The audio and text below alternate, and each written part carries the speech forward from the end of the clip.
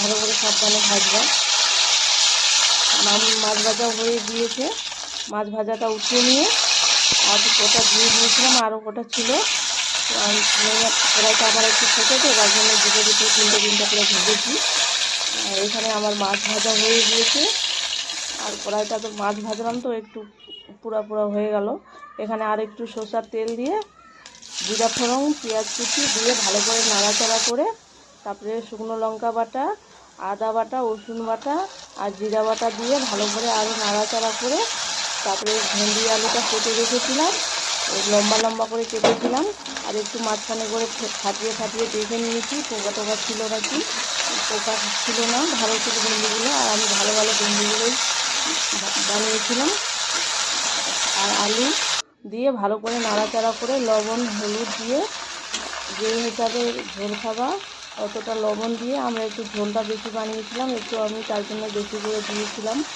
আর হলুদ লবণ দিয়ে ভালো করে নাড়াচাড়া করে কষিয়ে তারপরে আমি ওই মশলা বাটার জলটা ছিল, ওই মশলা বাটার জলটা দিয়ে দিয়েছি।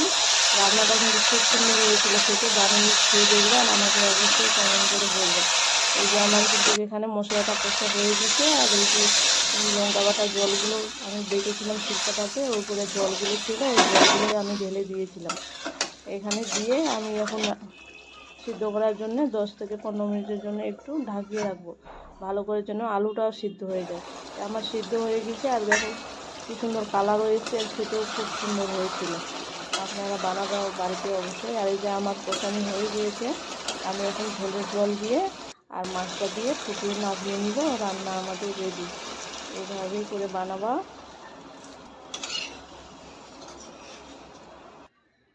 এই যে ঝোল আমার ফুটে গিয়েছে, রান্নাও এদিকে রেডি হয়ে গিয়েছে। আমি শুধু এখন মাছটা দিব আর নামিয়ে নিব। এইভাবে করে গোটা ভেন্ডিগুলো বানিয়ে খাবা, খুব ভালো লাগে খেতে। এই যে আমার এখন মাছটা দিয়ে দিচ্ছি, মাছটা দিয়ে আর 2 মিনিট ফুটিয়ে আর নামিয়ে নিব। হয়ে গেছে আমাদের রান্না, আর গরম গরম ভাতের সঙ্গে খেতে আমরা বসে যাব। আজকে আমাদের ভেন্ডি আলু আর পোনা মাছের ঝোল ছিল বাড়িতে।